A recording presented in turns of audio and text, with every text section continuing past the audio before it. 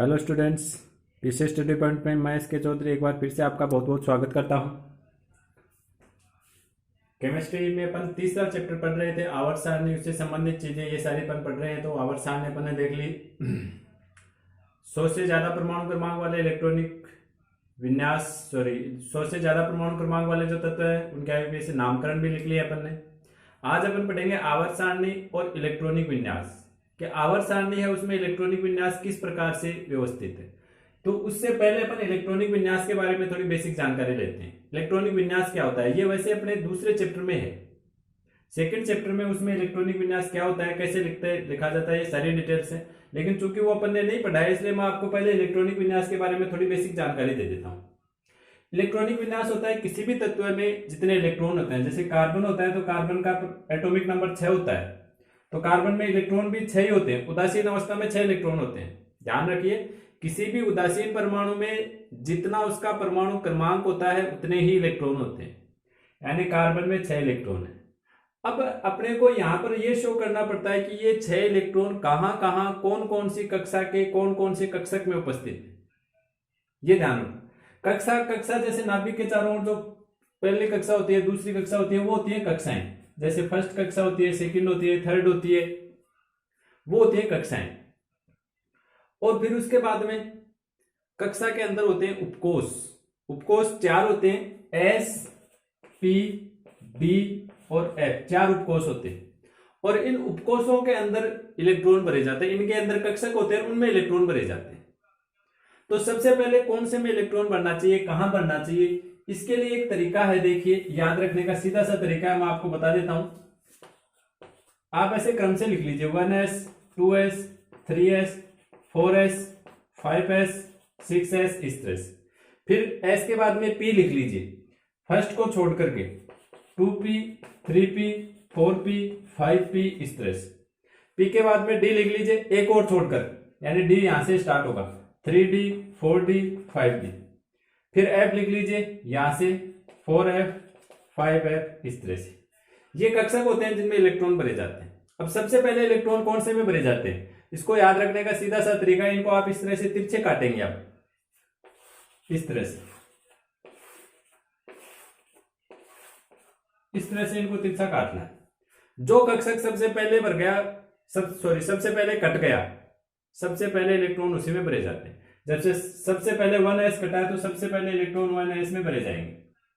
1s के बाद में 2s में, 2s के बाद में कटा था 2p, 2p के बाद में 3s, 3s के बाद में 3p, 3p के बाद में इलेक्ट्रॉन 3d में नहीं जाएंगे क्योंकि पहले 4s कटा है।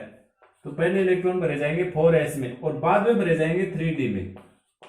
आप हालांकि लिखते समय 3d को पहले लिख सकते हैं चाहे, लेकिन इलेक्ट्रॉन यहां पर बढ़ने के बाद में 4s में भरे जाएंगे, उसके बाद में 3d में भरे जाते हैं। इस क्रम में भरे जाएंगे इलेक्ट्रॉन, ये होता है। अब जैसे कार्बन का लिखना चाहें आप कि कार्बन में 6 इलेक्ट्रॉन होते हैं, तो सबसे पहले 1s में भरो। अब एक कक्षक में आप कितने इलेक्ट्रॉन भर सकते हैं, ये जो s वाले कक्षक है इनमें 2 इलेक्ट्रॉन भर सकते हैं। p में 6 इलेक्ट्रॉन भर सकते हैं, 4 बढ़ते जाएंगे। डी में 10 इलेक्ट्रॉन भर सकते हैं और एफ में 14 इलेक्ट्रॉन भर सकते हैं, ये ध्यान रखिए। तो सबसे पहले इलेक्ट्रॉन 1s में भरेंगे और 1s में आप मैक्सिमम भर सकते हो 2। तो 1s में ये मैंने 2 इलेक्ट्रॉन फुलफिल कर दिए। 1s के बाद में भरिए आप 2s में, 2s में भी 2 आएंगे। 6 भरने थे, अभी तक 4 ही भरे गए।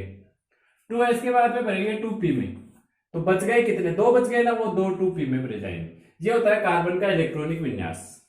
इस तरह से आप किसी भी तत्व का इलेक्ट्रॉनिक विन्यास लिख सकते हैं आसानी से। और एक एग्जांपल देंगे, मैं आपको लिख करके बता देता हूं। कोई ज्यादा परमाणु क्रमांक वाला लेकर के देखो, उसका उदाहरण समझते हैं। जैसे मैं लिखता हूं कॉपर का एटॉमिक नंबर होता है 29, 29।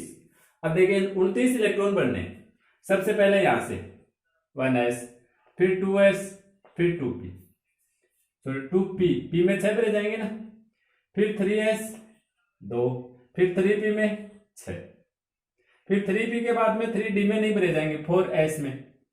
अब देखो 29 में से कितने बढ़ती है, 2 तो 4, 10, 10 और 2 12, 12 6 18, 18 और 2 20 इलेक्ट्रॉन भरे गए।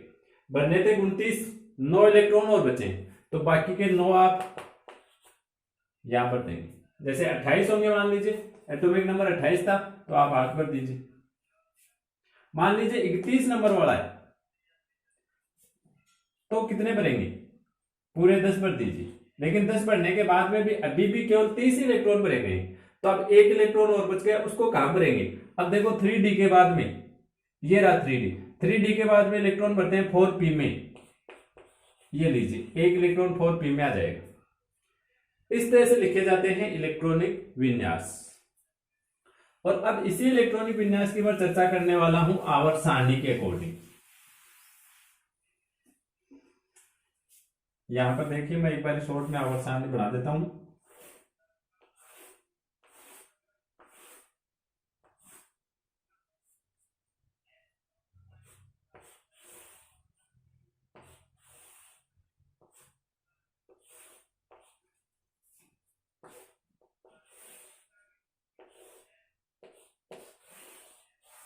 ये लीजिए, ये अपनी आवर्त सारणी, ये वर्ग संख्या 1 से लेकर के 18 तक, 1 2, फिर यहां से 3 से लेकर के ये 12 तक, फिर यहां से 13 14 15 16 17 और वो 18, इस तरह से होते हैं। ये आवर्त है टोटल 1 2 3 4 5 6 7, ये 7 आवर्त है कुल मिलाकर। तो अब देखो आवर्त सारणी और इलेक्ट्रॉनिक विन्यास, इसका क्या संबंध होता है। क्षैतिज भी संबंध होता है, ऊर्ध्वाधर भी संबंध होता है। सबसे पहले क्षैतिज संबंध पढ़ लेते हैं। पहला जो आवर्त है जिसमें केवल 2 ही तत्व हैं, हाइड्रोजन और हीलियम।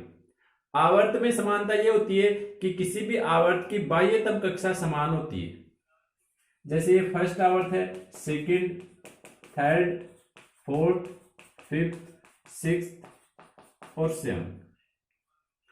तो यहां पर आपको देखिए समानता ये मिलेगी। बाह्यतम कक्षा समान होने का मतलब क्या है कि जैसे पहला आवर्त है, तो पहला आवर्त है ना, उसमें इलेक्ट्रॉन केवल पहली कक्षा तक ही सीमित रहेंगे। आवर्त फर्स्ट है तो कक्षा भी फर्स्ट ही रहेगी। जैसे हाइड्रोजन और हीलियम दोनों में जो इलेक्ट्रॉन्स होते हैं वो केवल फर्स्ट कक्षा में होते हैं। सेकंड आवर्त है तो सेकंड आवर्त में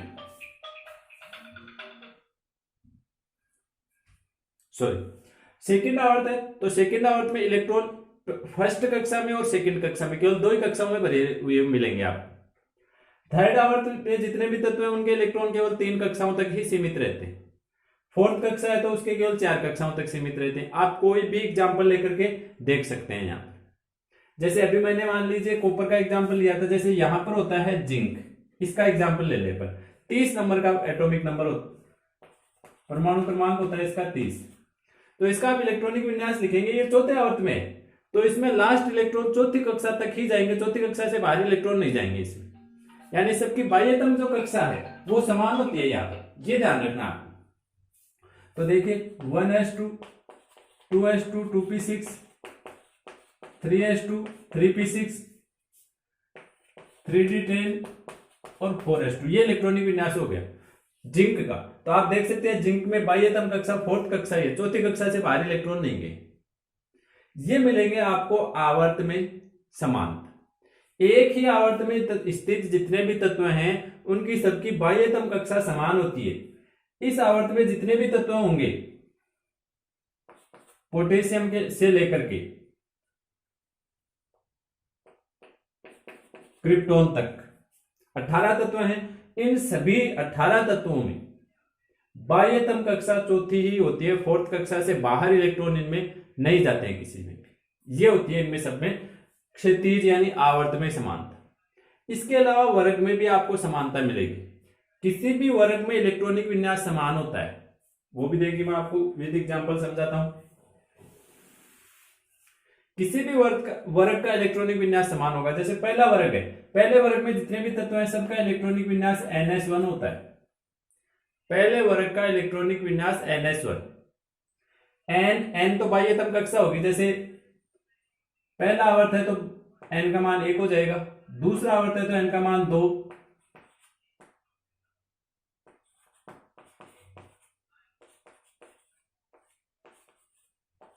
जैसे पहले वर्ग के ये तत्व है तो सभी का विन्यास NS1 होगा। लास्ट का जो विन्यास है वो NS1 सबको सेम ही मिलेगा। जैसे हाइड्रोजन का होता है 1s1, लिथियम का लास्ट में विन्यास आएगा 2s1, आप लिख करके चेक कर सकते हैं। सोडियम का लास्ट में विन्यास आएगा 3s1, तीसरे वर्ग में तो n का मान 3 हो गया। पोटेशियम चौथे वर्ग में है तो n का मान 4 हो जाएगा, 4s1। आप शुरू से विन्यास लिखते लिखते जाइए, पोटेशियम का लास्ट में 4s1 पर आकर के रुक जाएगा। रुबिडियम का होगा 5s1, फिर सीजियम का 6s1 और फ्रांसियम का होगा 7s1। सबका इलेक्ट्रॉनिक विन्यास सेम मिलेगा। एक ही वर्ग में स्थित सभी तत्वों के इलेक्ट्रॉनिक विन्यास, बाह्यतम इलेक्ट्रॉनिक विन्यास बिल्कुल सेम होते हैं।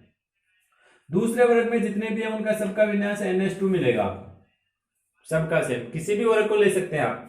17वें वर्ग में जितने भी तत्व हैं सबका विन्यास होता है NP5 होता है।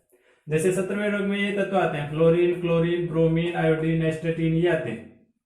सबका विन्यास आपको ये मिलेगा। फ्लोरीन का विन्यास लिख करके चेक कर लीजिए, लास्ट का विन्यास आपको मिलेगा 2s2 2p5।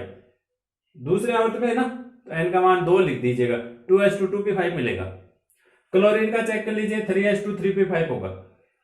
ब्रोमीन का 4s2 4p5। एक ही वर्ग में जितने भी तत्व हैं सबका सेम। जैसे 18वें वर्ग में जितने भी तत्व हैं, एक हीलियम को छोड़ करके, हीलियम एक अपवाद होता है, नियोन, आर्गन, क्रिप्टोन, जीनोन, सबका विन्यास होता है NH2 NP6 होता है।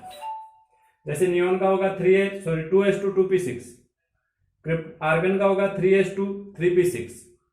एक ही वर्ग में जितने भी एलिमेंट्स आ गए हैं सबका इलेक्ट्रॉनिक विन्यास समान होता है, सबका इलेक्ट्रॉनिक विन्यास बिल्कुल सेम टू सेम होता है। यह है आवर्त सारणी और इलेक्ट्रॉनिक विन्यास। तो देखिए आवर्त सारणी की सहायता से अपने को पढ़ने में कितनी सुविधा हो रही है। पूरी आवर्त सारणी के इलेक्ट्रॉनिक विन्यास आप मात्र 10 मिनट में देख सकते हैं। जैसे मैंने इन सारे तत्वों को एक साथ ही बता दिया आपको, NH1 दूसरे वर्ग के बता दिए, 17वें वर्ग के बता दिए, 18वें के बता दिए। 4 मिनट में आप 4 वर्गों के इलेक्ट्रॉनिक विन्यास पढ़ चुके।